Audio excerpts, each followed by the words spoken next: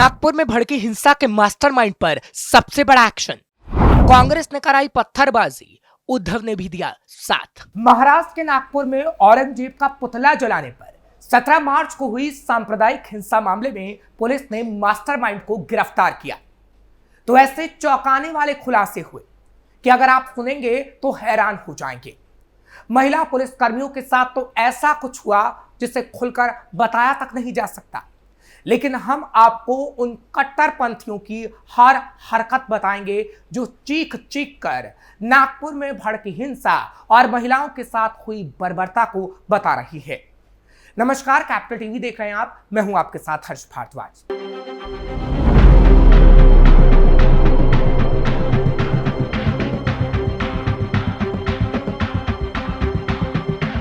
महाराष्ट्र के नागपुर में औरंगजेब का पुतला जलाने पर हुई सांप्रदायिक हिंसा मामले में पुलिस ने मास्टरमाइंड फहीम शमीम को गिरफ्तार कर लिया है। उसे 21 मार्च तक पुलिस कस्टडी में फिलहाल के लिए भेज दिया गया। फहीम खान ने 500 से ज्यादा दंगाइयों को इकट्ठा किया और हिंसा को बढ़ावा दिया था। दंगाइयों ने महिला पुलिसकर्मियों के कपड़े उतारने और झड़प के दौरान उन्हें गलत तरीके से छूने की भी कोशिश की थी।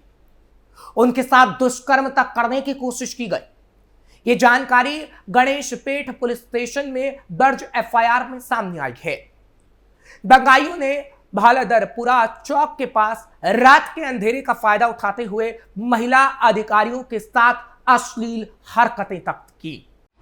महिला पुलिसकर्मियों को अश्लील तरीके से छुआ। छेड़छाड़ के अलावा अन्य महिला पुलिसकर्मियों को अश्लील इशारे और भद्दी टिप्पणियां कर ड्यूटी पर मौजूद महिला अधिकारियों को डराने की कोशिश हुई। घटनास्थल पर तैनात रैपिड कंट्रोल पुलिस अधिकारी ने तुरंत वरिष्ठ अधिकारियों को घटना की इस मामले की सूचना दी। शिकायत के बाद बदमाशों के खिलाफ मामला दर्ज किया गया और जैसे ही ये एफआईआर सामने आई, महाराष्ट्र की राजनीति में अब बवाल मच गया है। हैरत की बात है कि नागपुर के महल इलाके में दो समुदाय के बीच भड़की हिंसा पर जो राजनीति शुरू हुई, उससे घटिया बात कुछ हो ही नहीं सकती। कांग्रेस ने इसके लिए बीजेपी की नीतियों पर और सरकार को जिम्मेदार ठहराया, लेकिन उसकी सरकारों ने क्या किया, उसका अतीत कैसा रहा, इस बारे में वो कभी नहीं सोचती। कांग्रेस ने जिस तरह से कानून व्यवस्था बनाए रखने में विफलता का आरोप लगाया, वो एक तरफा आरोप है, क्योंकि कांग्रेस या इंडिया गठबंधन की सरकारें अपनी नीतियों से कथित शांति प्रिय समुदाय को भड़काती रही हैं। इसलिए ऐसी नौबत पैदा होना आम बात है और कांग्रेस राज में हमेशा महाराष्ट्र और कई राज्य जलते रहे हैं।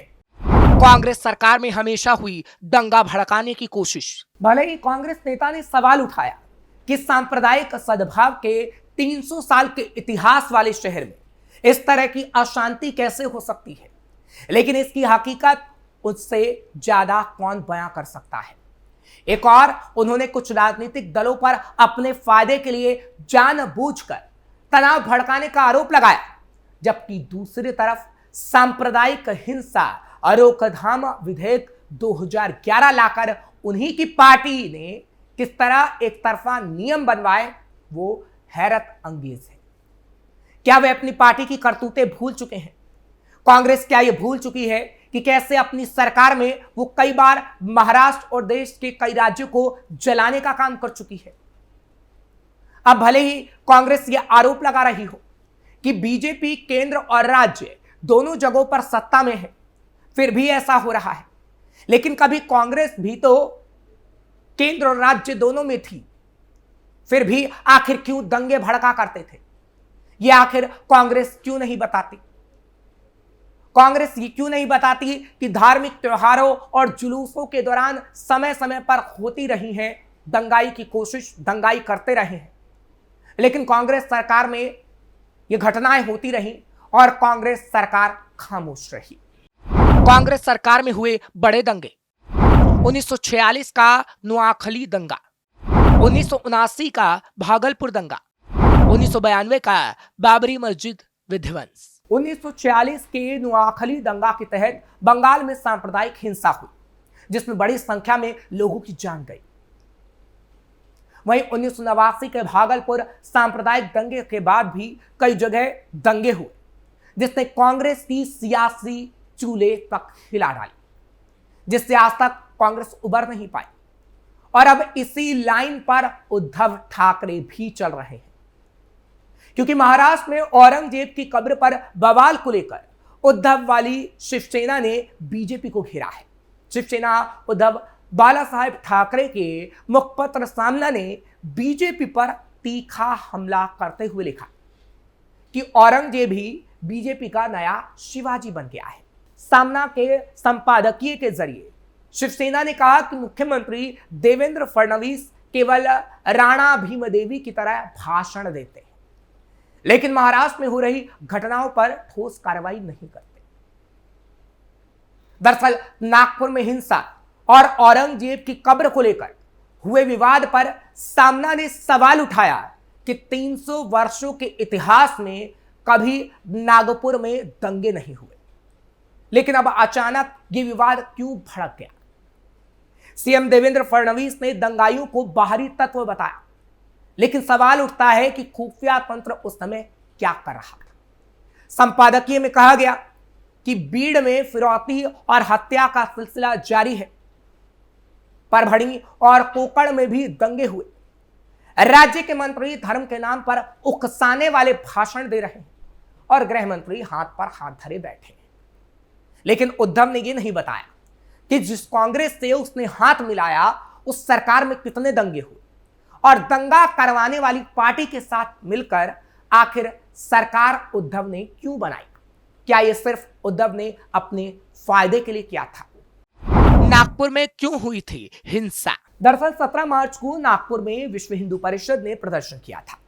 प्रदर्शन के दौरान गोबर के कंडों में भरा एक हरे रंग का कपड़ा जलाया गया। वीएचपी के मुताबिक ये औरंगजेब की प्रतीकात्मक कब्र थी।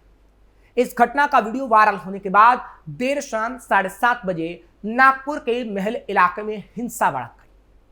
पथराव और तोड़फोड़ शुरू हो गई। उपद्रवियों ने घरों पर पथराव किया, हिंदू के घरों पर, और सड़क पर खड़े दर्जनों वाहनों में तोड़फोड़ आगजनी कर डाली। पुलिस पर भी हमला किया गया। डीसीपी निकेतन कदम कुल्हाड़ी के हमले से घायल हो गए। पुलिस ने आंसू गैस के गोले छोड़े। रात 10:30 बजे से 11:30 बजे के बीच ओल्ड भंडारा रोड के पास हंसपुरी इलाके में एक और झड़प होती है। नागपुर में हिंसा के बाद 18 मार्च को 11 इलाकों में कर्फ्यू लगा दिया जाता है। हिंसा में 33 पुलिसकर्मी घायल होते हैं। इसमें 3 डीसीपी है, 5 आम लोग हैं। इनमें से एक आईसीयू में अभी भी भर्ती है। दंगाइयों ने 12 बाइक, कई कारें, एक जेसीबी जला डाली थी। पुलिस ने दंगे के आरोप में 50 लोगों से ज्यादा को अरेस्ट किया।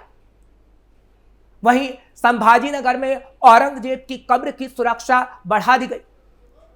कब्र की ओर जाने वाले रास्तों पर बैरिकेडिंग कर दी गई। हर आने जाने वालों की अभी भी जांच की जा रही है। 100 साल पहले इसी पैटर्न पर हुए थे दंगे। यह सही है कि बीते कई दशकों में नागपुर में ऐसे हालात नहीं देखे गए जब 2 समुदाय के लोगों में हिंसक झड़पें हुई हो, दंगा फसाद में ऐसी स्थिति बनी हो। लेकिन करीब 100 साल पीछे जाएं तो नागपुर में एक भीषण दंगा हुआ था और वो इसी महल इलाके में हुआ था जहां हिंसा भड़की। आज से ठीक 98 साल पहले 4 सितंबर 1927 को वो दंगा भड़का था जिसमें 27 लोगों की मौत हो गई थी और 180 लोग घायल थे। इस घटना की रिपोर्टिंग न्यूयॉर्क टाइम्स और वॉशिंगटन पोस्ट जैसे अखबारों ने भी की थी, जो रिपोर्ट्स आज भी मौजूद हैं। उस दंगे का पैटर्न भी एकदम वही था जैसे हाल ही में नागपुर में घटना हुई और जैसे कश्मीर में आगजनी और पत्थरबाजी का पैटर्न रहा है। हिंदू संगठनों के लोग लक्ष्मी पूजा के बाद शोभा यात्रा निकाल रहे थे, उस पर भी ठीक वैसा ही पैटर्न लागू किया गया, क्योंकि दूसरे पक्ष यानी मुस्लिम पक्ष ने हमला बोला। नागपुर में भी हाल ही में ऐसा हुआ जब औरंगजेब की कब्र हटाने की मांग करते हुए कुछ संगठनों के लोग सड़कों पर उतरे थे। इसी दौरान मुस्लिम पक्ष से भी भीड़ जुट गई और शुरुआती झड़प के बाद पत्थरबाजी शुरू हो गई। अब बात फिर से 4 सितंबर 1927 की करते हैं, जब उस दिन महालक्ष्मी की शोभा यात्रा हिंदू पक्ष निकाल रहा था। महल इलाके में जब शोभा यात्रा पहुंची थी तो मुस्लिम पक्ष ने उसे रोकने का प्रयास किया। विवाद बढ़ा तो खूनी हिंसा हुई। रिपोर्ट के मुताबिक हिंदुओं के घरों को टारगेट करते हुए भीषण हिंसा की गई। कुल 25 लोग मारे गए थे, 180 लोग बुरी तरह जख्मी हुए थे। यह दंगा इतना भीषण था कि रुक रुक कर 3 दिन तक यह दंगा चलता रहा था। हिंदुओं को बचाने में रहा आरएसएस का अहम रोल। यह वो दौर था जब आज विशाल रूप ले चुका आरएसएस की स्थापना को 2 साल ही हुए थे। फिर भी आरएसएस के कार्यकर्ताओं का एक वर्ग नागपुर में था, जहां आज उसका मुख्यालय है। कहा जाता है कि दंगों के बीच में आरएसएस के कार्यकर्ता लाठी लेकर सड़कों पर उतरे और किसी तरह हमलावर भीड़ का मुकाबला किया गया था। इस घटना ने भी आरएसएस के प्रसार में अहम भूमिका अदा की। कहा जाता है कि इस दंगे के दौरान मुस्लिम पक्ष से संघ के संस्थापक डॉक्टर केशव बलिराम हेडगेवार के घर पर भी हमला किया गया था, लेकिन वो उस वक्त अपने घर पर नहीं थे। कुल 25 लोगों में 13 लोग आरएसएस से ही जुड़े थे, जिनकी दंगों में मौत हो गई थी। फिलहाल नागपुर हमेशा से शांत रहा, लेकिन इतिहास के पन्ने बताते हैं कि कट्टरपंथियों ने कई बार नागपुर को दहलाने की कोशिश की है और एक बार फिर ऐसा किया गया जब दंगों की आग में नागपुर को झोंकने की कोशिश की गई, लेकिन कट्टरपंथी कभी कामयाब नहीं हो पाएंगे। फिलहाल आपको ये खबर कैसी लगी कमेंट सेक्शन में जरूर बताएं। खबर को लाइक शेयर करें, कैपिटल टीवी को सब्सक्राइब जरूर करिए।